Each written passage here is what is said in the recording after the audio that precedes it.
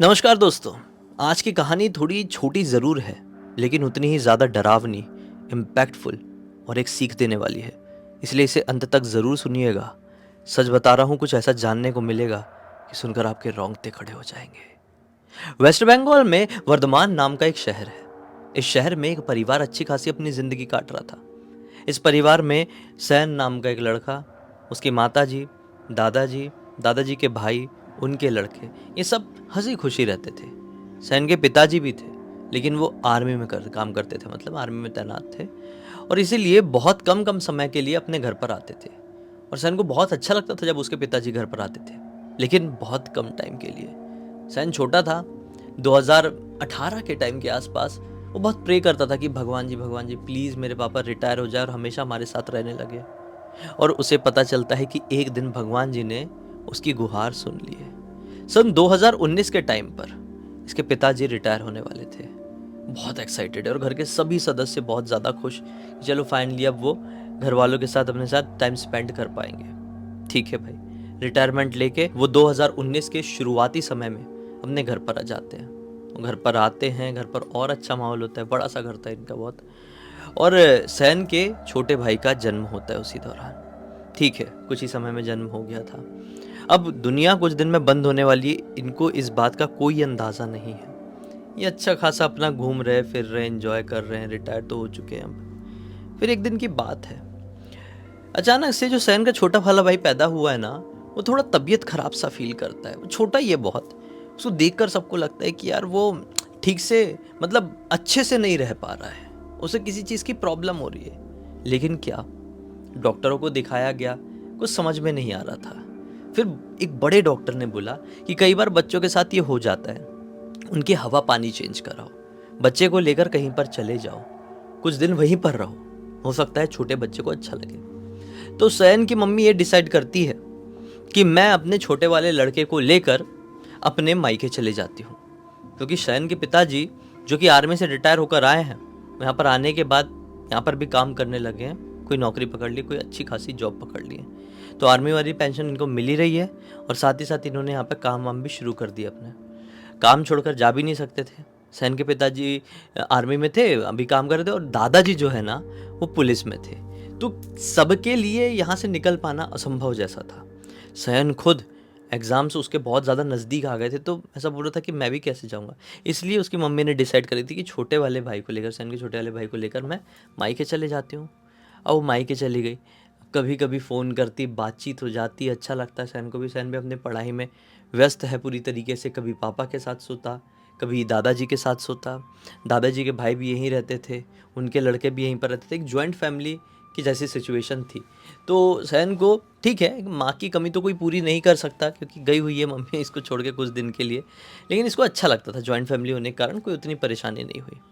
एक दिन की बात है, सैन अपने दादाजी के साथ उनके कमरे में सो रहा था। सैन के पिताजी घर पर नहीं थे, किसी कारणवश, किसी काम के कारण वो कहीं और रुके हुए थे। रात में तकरीबन 2-2:30 बजे के आसपास सैन को अपने घर के दूसरे वाले कमरे से किसी की आवाज़ सुनाई देती है। आवाज़ जैसे किसी औरत की है, वो रो रही है। ये घबरा गई कि कौन रो रही है, मतलब सैन घबरा गया कि कौन रो रही है। उठा, देखा दादाजी सो रहे हैं, घर पे औरत कौन आ गई। ऐसा देखते देखते देखते देखते वो अपने घर के किचन तरफ पहुंचा है। वो क्या देखता है किचन में कि एक अर्थी लगी हुई है, और उस अर्थी में सैन के जो दादाजी है ना, उनके भाई का लड़का, यानी सैन के एक प्रकार से कज़िन अंकल, उस अर्थी में लेटे हुए हैं, और सामने बैठकर 3-4 औरतें ऐसा रो रही है। सहन तो डर गया कि ये मैं क्या नज़ारा देख रहा हूँ। मेरे अंकल जी तो बढ़िया हैं, बाजू वाले कमरे में सो रहे होंगे, अभी ये मुझे कैसे दिखाई दे रहा है, और ये औरतें कौन है। सहन को उस समय ऐसे लगा कि कुछ देर के लिए ये मेरा वहम तो नहीं है, मेरा सपना तो नहीं है। वो अपने आप को थोड़ा सा ऐसा चिमटी काट के देखा, लेकिन वो पूरा फील कर पा रहा था। वो पूछ रहा था उन औरत से कि आप लोग कौन हो, यहाँ पर क्या कर रहे हो, और मेरे अंकल जी को क्या हुआ है। लेकिन मानो कि उन लोगों के लिए इनविजिबल था।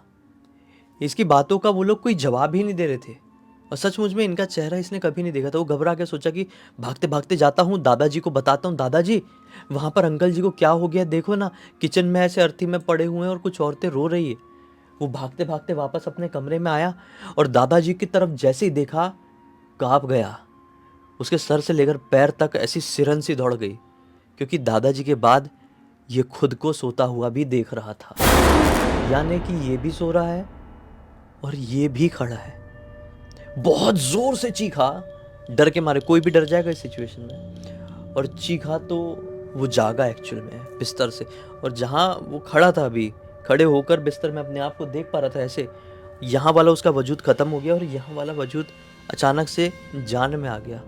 दादाजी बोले क्या हो गया बेटा, सब ठीक तो है ना? बोलता है दादाजी जल्दी किचन में चलो, वहां पर अंकल जी को कुछ हो गया है। दादाजी भी हड़बड़ाते हुए भागते हुए आए और देखिए कुछ तो नहीं हुआ है, सब ठीक तो है, क्या प्रॉब्लम है? कुछ नहीं है। दादाजी को बताते, दादाजी मैंने ऐसा ऐसा देखा यार, वो सपना था कि सच्चाई मुझे मालूम नहीं, लेकिन बहुत ज़्यादा रियलिस्टिक था। इनफैक्ट मैंने ऐसी चिमटी काट के भी देखा तो मुझे दर्द का आभास हुआ था। दादाजी बोलते अरे कुछ नहीं है भाई, तो बिना मतलब का कोई सपना देखा है, वहम पाल रहा है, ज़्यादा पिक्चर विक्चर देख रहा है, तू चल सो, बोला सब नॉर्मल है। वो सैन को खींच कर लेकर गए, अपने साथ ठोक ठोक के सुला दिया। अगले दिन जोर से चिल्लाने की आवाज़ सुनाई देती है किसी आदमी की, जो कोई घबराहट के मारे जैसे चिल्लाता है ना वैसे। तो सैन उठ गया सुबह सुबह ही, दादाजी भी उठ गए। देखो 2-2:30 बजे के आसपास ये सब कुछ कांड हुआ था, और ये आवाज़ जो आई है चिल्लाने की 6-6:30 बजे आई है। 6-6:30 बजे सैन नहीं उठता था, चिल्लाने की आवाज़ आई और दादाजी बस 7 बजे उठने वाले थे कि ऐसी आवाज़ आ गई, तो घबरा कर उठ गए। और वो भी भागकर जब ये दोनों घर के दूसरे वाले हिस्से में गए हैं, मतलब बाजू वाले कमरे की तरफ, तो क्या देखते हैं कि सैन के जो अंकल जी हैं, जिनके बारे में पिछली रात को उसने किचन में देखा था, ये सब कुछ सपना था या पता नहीं सच्चाई थी, वो सचमुच में अपने बिस्तर में मृत अवस्था में पड़े हुए। और उन्हें देखकर उनके पिताजी चिल्ला चिल्ला कर रो रहे हैं, यानी सैन के दादाजी के भाई चिल्ला चिल्ला कर रो रहे हैं। उस समय सैन की हालत ऐसी हो गई थी कि काटो तो खूनने वाली सिचुएशन, कि कैसे पॉसिबल हो सकता है। मैंने कल रात में 2-2:30 बजे, आज ही रात में इनफैक्ट 2-2:30 बजे अंकल जी को ऐसे ही किचन में ऐसी अवस्था में देखा था, और यहाँ पर अंकल जी सचमुच में ख़त्म हो गए हैं। पता नहीं वो क्या था। उस समय दादाजी को भी दिमाग में नहीं रहता है कि पिछली रात को क्या हुआ था, मेरे पोते ने क्या देखा था क्या नहीं। अंतिम संस्कार वगैरह होता है, और फिर जब उसकी मम्मी से बात होती है तो मम्मी को पूरी बात बताता है, मम्मी ऐसा ऐसा हुआ यार, मैंने दादाजी को बताया था। तो मम्मी भी ये कह देती है कि वहम होगा, छोड़। और वहीं पर अपने पापा को भी बताता है ये पूरी बात, तो पापा भी कहते हैं अरे होता है बेटा, कभी कभी हो जाता है, बहुत सारी चीज़ें दिमाग में नहीं रखते, तो छोटा है। ऐसे करके पापा भी उसकी बात को टाल देते हैं। और अब लगभग 2-3 महीने बीत जाते हैं। अब लगभग 2020 आने ही वाला था। अब आज की रात वो अपने पापा के साथ कमरे में सो रहा था। अचानक से उसे फिर से एक आभास हुआ। आभास ये कि हमारे घर के, मतलब समझ लो हॉल में बहुत ज़्यादा लोगों की चहल पहल है। वही रात के 2-2:30 बज रहे होंगे। वो घबरा कर उठता है, यही 10-11 साल का बच्चा है, ये घबरा कर उठता है कि इतनी चहल पहल, इतनी रात गए क्या? पापा तो बड़ी गहरी नींद में सो रहे, जाकर देखता हूँ। और वो घबराहट के मारे जैसे ही हॉल में पहुँचा है तो क्या देखता है कि घर में बहुत सारे रिश्तेदार आए हुए हैं, बहुत सारे। सभी ने सफ़ेद कपड़े पहने हुए हैं और लगभग सब रो रहे हैं। ये पूछने की कोशिश कर रहे हैं कि क्या हो गया, आप लोग ठीक तो हो ना, बताओ ना, बोल क्यों नहीं रहे हो, मैं क्या आप लोगों को दिखाई नहीं दे रहा हूँ? और वहीं पर ये अपने आप को भी देखता है कि ये खुद भी बैठकर रो रहा है। और उसी समय ये बहुत ज़ोर से डर जाता है कि ये क्या है, शिट। और वहाँ से भागने ही वाला था, हॉल से भागकर अपने पापा के कमरे में जाने ही वाला था, बताने के लिए पापा मुझे क्या क्या दिखाई दे रहा है, चलो हॉल में देखने के लिए। कि उसके अगले ही पल, वहाँ से हॉल से निकलने से पहले ही इसकी नज़र थोड़ी साइड में जाती है और इसे एक और अर्थी दिखाई देती है। ये अर्थी इसके दादाजी की थी। ये घबरा जाता है कि शिट ये क्या है, दादाजी दादाजी उठो। और वहीं पर उसे ऐसा फील होता है कि मुझे एक जन कोई देख पा रहा है। एक्चुअल में इसे कोई देख नहीं पा रहा था ना, लेकिन उसी वक्त जैसे ही दादाजी के पास गया, दादाजी को उठाने लगा, दादाजी दादाजी उठो ना, आपको क्या हो गया है, आप भी अंकल जी जैसे कर रहे हो क्या? उसको फील क्या हुआ कि मुझे कोई देख रहा है। उसके मन में आया कि मुझे कौन देख रहा है। वो तुरंत नज़र उठा कर देखता है तो क्या पाता है, घर में लगी हुई एक विंडो, और विंडो के बाहर की तरफ एक शैतानी आत्मा खड़ी हुई है जिसकी आंखें लाल लाल चमक रही है, प्रॉपर सींग है और स्माइल करते हुए वो धुआं जैसा है, स्माइल करते हुए इसको देख रहा है। उसको देखकर ये बहुत जोर से डर गया बच्चा यार, और फिर बहुत जोर से चीखा और चीख के उड़ गया, चीख के उड़ गया। पापा ने बोले बेटा क्या है, पापा ने क्या हो गया, तू इतनी जोर से क्यों चिल्ला रहा है। ये पापा की बात का जवाब देता उससे पहले ही इसको क्लियर फील हुआ कि हमारे कमरे से कुछ धुआं जैसा बाहर भागा, धुआं जैसा। उसको वही वाली फीलिंग आई कि जो मैंने सपने में देखा था, वो शैतानी शक्ति, वो शैतानी आत्मा वो हमारे कमरे में भी थी। जो सपने में देखा वो भाग के ऐसा बाहर की तरफ गया। पापा बोले अरे बेटा कहाँ जा रहा है, क्या हो गया, कुछ तो बोल। बोल रहा पापा मुझे कोई दिखाई दिया, कोई भूत था जो अपने कमरे में था, भाग कर गया, मुझे वो सपने में भी दिखाई दिया था। पापा भी पीछे पीछे दौड़े, पापा को भी कुछ ना दिखाई दिया। अब पापा को बोला पापा आप बात मानो या ना मानो, दादाजी को उठाओ, उनको हॉस्पिटल लेकर चलो, कैसे भी करके लेकर चलो। मुझे चाचा जी का भी ऐसी सपना है, तब दादाजी का भी आ गया है, आप नहीं मान रहे हो, दादाजी को कुछ हो जाएगा हो जाएगा हो जाएगा। पापा ने ऑब्वियसली नहीं माने।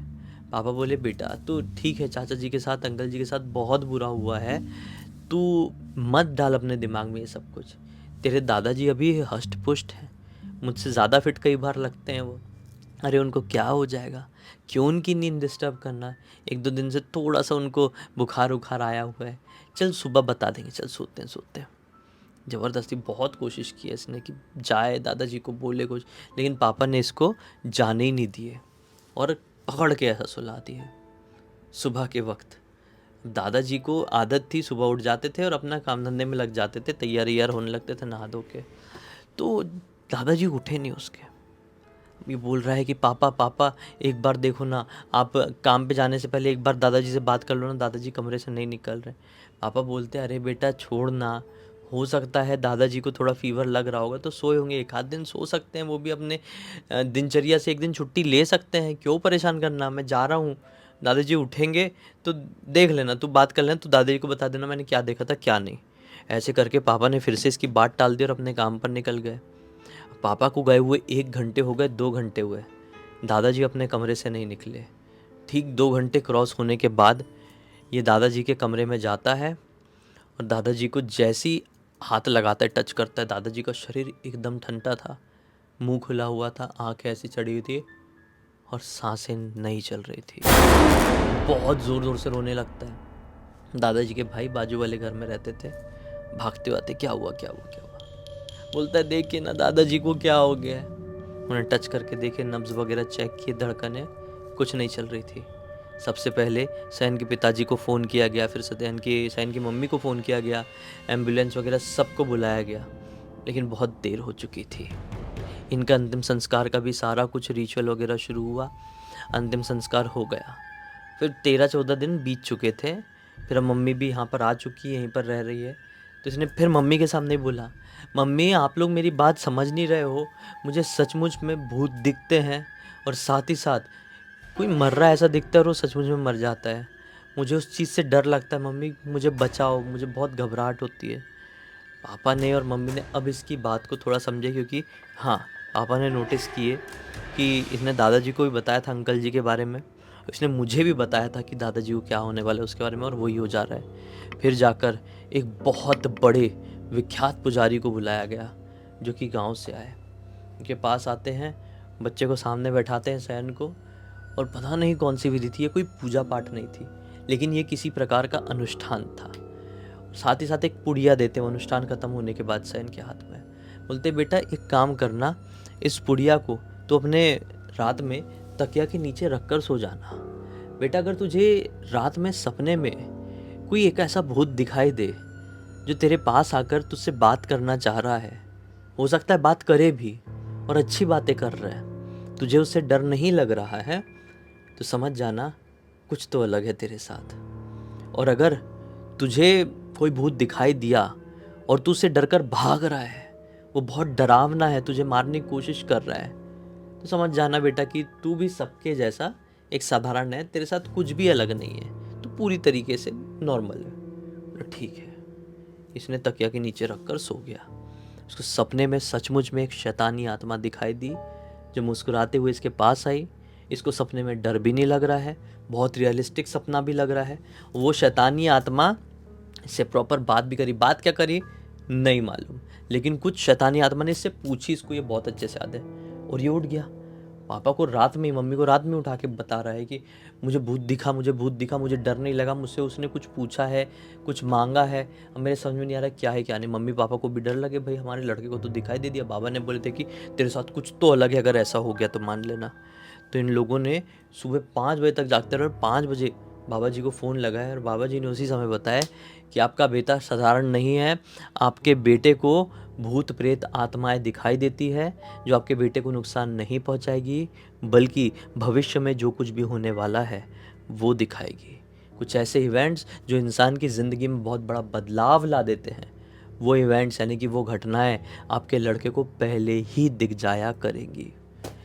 ऐसा बहुत सारे लोगों के साथ होता है। मान लीजिए कि आपके भगवान की तरफ से ही, मतलब आपके बच्चे के ऊपर ये आशीर्वाद है। अब आप इस चीज़ से अपने मन में ज़्यादा डर मत डालिएगा, सब ठीक है, आपका बच्चा, कोई परेशानी नहीं रहेगी। आज इस घटना को 5 साल हो चुके हैं, और कई सारी चीज़ें सहन को दिखती रहती हैं। कुछ भी बड़ी छोटी चीज़ें होती है, कुछ सेकंड के लिए इसको नींद आती है, अपने आप ही नींद आ जाती है, हाँ, और इसको ऐसा लगता है कि बहुत रियल में सब कुछ मुझे दिखाई दे रहा है, और फिर ये जाग जाता है, इसको लगता है कि सपना है, लेकिन मालूम रहता है कि जो मुझे अभी सपना दिखाई दिया, रैंडमली नींद आ गई और जो मुझे दिखाई दिया वो घटने वाला है। तो ये बहुत सारे लोगों के साथ एक वरदान जैसा साबित होता है, सिर्फ सहन ही नहीं, कई लोग।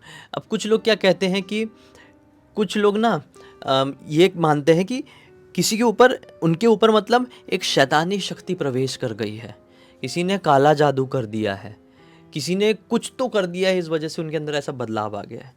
लेकिन मैं तो इसे विज्ञान के परे कहूँगा, मैं इसे किसी भी सोच से परे कहूँगा, क्योंकि आप इसको समझ ही नहीं सकते कि ये चीज़ इंसान के अंदर आई तो आई कैसे। भविष्य कोई कैसे देख पा रहा है? भविष्य देखने वाले ज़रूर होते हैं, लेकिन कैसे, ये कैसे एक्सप्लेन किया जाए, नहीं समझ में आता। इस पूरी पूरी घटना की जानकारी मुझे सैन ने ही इंस्टाग्राम पर लिख कर भेजा। उम्मीद करता हूँ कि आपको पसंद आई होगी। अब तक देख लिए थे तो लाइक कर देना, चैनल को सब्सक्राइब कर देना, और इंस्टाग्राम और हमारी वेबसाइट की लिंक डिस्क्रिप्शन बॉक्स में मिल जाएगी। इंस्टाग्राम में ऐसी कोई घटना की कहानी आपके पास है तो लिख के भेज सकते हैं, और हमारी वेबसाइट में आके हमारे प्रोडक्ट और सर्विसेज चेकआउट कर सकते हैं, कुछ अच्छा लगे तो ख़रीद लेना। बाकी चलो, कल फिर से मिलते हैं, तब तक के लिए बहुत बहुत धन्यवाद। आपका दिन शुभ। हाँ।